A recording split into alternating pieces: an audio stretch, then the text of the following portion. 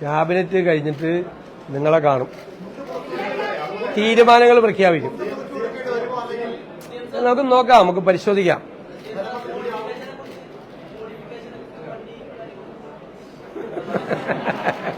നമുക്ക് പറഞ്ഞിട്ടുണ്ടെങ്കിൽ അത് പറഞ്ഞിട്ടുണ്ടല്ലോ, അതൊക്കെ നടക്കുമല്ലോ. പറഞ്ഞതൊക്കെ നടത്താനല്ലേ നമ്മൾ വന്നിരിക്കുന്നത്, അല്ലേ? ഞങ്ങളെല്ലാവരും വന്നിരിക്കുന്നത് ജനാഭിലാഷങ്ങളെ യാഥാർത്ഥ്യമാക്കാനാണ്, ചെറുപ്പക്കാരുടെ ആഗ്രഹങ്ങളെ, അവരുടെ ആഗ്രഹങ്ങളെയാണ്. അല്ലാതെ വെറുതെ വോട്ട് കിട്ടാൻ വേണ്ടി പറഞ്ഞതാണ്. പറഞ്ഞ വാക്കിന് വ്യവസ്ഥയിലേക്ക് പിന്നെ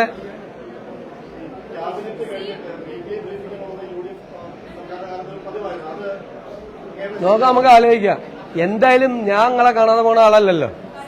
ഇന്നലെ ഇന്നും മിനിങ്ങാന്നുമായിട്ട് എത്ര പ്രാവശ്യം നിങ്ങളെ കണ്ടില്ല? ലോകത്ത് ആരെങ്കിലും ഇങ്ങനെ കണ്ടിട്ടുണ്ടോ? അല്ല, ഞാൻ ചോദിച്ചത്, നിങ്ങളെ കാണുന്ന ഒരു രസമല്ലേ? നിങ്ങൾ എന്നെ വിമർശിക്കുകയും വേണം.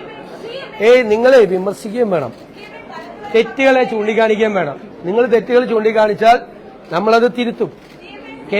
പ്ലീസ്, ഞാൻ പറഞ്ഞോട്ടെ, കേരളത്തിലെ മുഖ്യമന്ത്രി ആകാൻ പോകുന്നയാൾ വിമർശനത്തിന് അതീതനല്ല. വിമർശിക്കണം, പക്ഷെ ആകാശത്ത് നിന്ന് വാർത്തയുണ്ടാക്കരുത്. വാർത്തയുണ്ടാക്കി കഴിഞ്ഞാൽ ഞാൻ പിന്നെ അതിനെന്തിനാ മറുപടി പറയണം? നിങ്ങൾ സത്യസന്ധമായും വിമർശനാത്മകമായും നാട് നന്നാകണം എന്നുള്ള ആഗ്രഹത്തോടു കൂടി നിങ്ങളുടെ ഇടപെടലുകളെ സ്വാഗതം ചെയ്യും, നിങ്ങളുടെ വിമർശനങ്ങളെ സ്വാഗതം ചെയ്യും.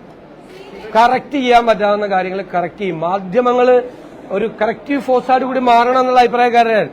അല്ലാതെ എല്ലാ ദിവസവും ഇപ്പൊ 2-3 ദിവസമായിട്ട് നല്ല എന്നെ കുറിച്ച് നല്ല, എനിക്ക് ഭയങ്കര രസമുണ്ട് രാവിലെ ആകുമ്പോൾ നല്ല വാർത്തകളാണ്. എപ്പോഴും അങ്ങനെ ആയിരിക്കില്ല എന്ന് എനിക്കറിയാം. യാഥാർത്ഥ്യബോധമില്ലേ? നമ്മൾ രാഷ്ട്രീയ പ്രവർത്തകരല്ലേ, യാഥാർത്ഥ്യബോധമുണ്ട്. വിമർശനങ്ങൾ വരും, അപ്രിയങ്ങളായ ചില തീരുമാനങ്ങൾ എടുക്കേണ്ടി വരും, അല്ലേ? നാടിന്റെ നന്മയ്ക്ക് വേണ്ടി, നാടിന്റെ പുരോഗതിക്ക് വേണ്ടി ചിലപ്പോൾ അപ്രിയങ്ങളായ തീരുമാനങ്ങൾ എടുക്കേണ്ടി വരും. അപ്പോൾ അതൊക്കെ നമുക്ക് ഗംഭീരാക്കാം. അത് നിങ്ങളെല്ലാവരും കൂടി സഹകരിക്കണം. നിങ്ങൾ ആലോചിക്കണം, ഒരു പുതുയുഗ കേരളത്തിന് തുടക്കമിടാൻ വേണ്ടിയിട്ടാണ് UDF വരുന്നത്. അത് ഞങ്ങളുടെ മാത്രം ഉത്തരവാദിത്വമല്ല, നിങ്ങളുടെ കൂടി ഉത്തരവാദിത്വമാണ്, മാധ്യമങ്ങളുടെ കൂടെ ഉത്തരവാദിത്വമാണ്.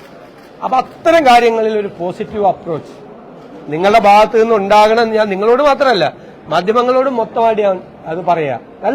നല്ല കാര്യങ്ങൾ വരുമ്പോൾ നമുക്കതിനെ പ്രോത്സാഹിപ്പിക്കുകയും നല്ല രീതിയിൽ ചെയ്യുകയും ചെയ്യാം. തെറ്റായ കാര്യങ്ങൾ വരുമ്പോൾ നിങ്ങൾ വിമർശിച്ചാൽ എന്താ, അത് വേണം എന്നുള്ള അഭിപ്രായമാണ് ഞാൻ. ആ അഭിപ്രായമാണ്. ഞാൻ നെഹ്റുവിയനാണ്, നിങ്ങൾക്ക് അറിയില്ലേ? ഇല്ലേ? നെഹ്റുവിയൻ സോഷ്യലിസ്റ്റാണ് ഞാൻ. കാർട്ടൂണിസ്റ്റ് ശങ്കർ അദ്ദേഹത്തെ കുറിച്ച് കാർട്ടൂൺ വരയ്ക്കാതെ വിമർശിച്ച് കാർട്ടൂൺ വരയ്ക്കാത്തതിന് പരിഭവം പറഞ്ഞ ആളാണ്. അദ്ദേഹത്തെ ഇഷ്ടപ്പെടുന്ന ഒരാളാണ് ഞാൻ.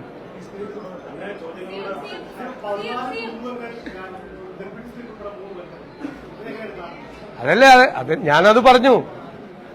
അതൊക്കെ അപ്രീഷിയേറ്റ് ചെയ്യപ്പെടേണ്ട കാര്യങ്ങളല്ലേ. ഞാൻ പറയാം, കുറവുകളുണ്ട്. ഞാനത് സമ്മതിക്കുന്നു, കുറവുകളുണ്ട്. പക്ഷെ ഒരു പാർട്ടിയല്ലേ തീരുമാനം എടുക്കുമ്പോഴുള്ള എങ്ങനെ, അതൊക്കെ ഓരോരുത്തരുടെ ശൈലിയാണ്. ഞാൻ അദ്ദേഹത്തിനെതിരെ വിമർശിക്കുന്നു. ഇപ്പൊ എന്തിനാ അദ്ദേഹത്തിന്റെ ശൈലി അതാണ്, എന്റെ ശൈലി അതല്ലെന്ന് നിങ്ങൾക്ക് അറിയാലോ. നേരിന്റെ വാർത്തകൾ നിങ്ങളുടെ വിരൽത്തുമ്പിൽ എത്താനായി സാക് ന്യൂസ് ചാനൽ സബ്സ്ക്രൈബ് ചെയ്തും ഷെയർ ചെയ്തും ഒരു ശരിയായ മാധ്യമ നിലപാടിന് പോകാൻ ഞങ്ങൾ നിങ്ങളെ ക്ഷണിക്കുന്നു.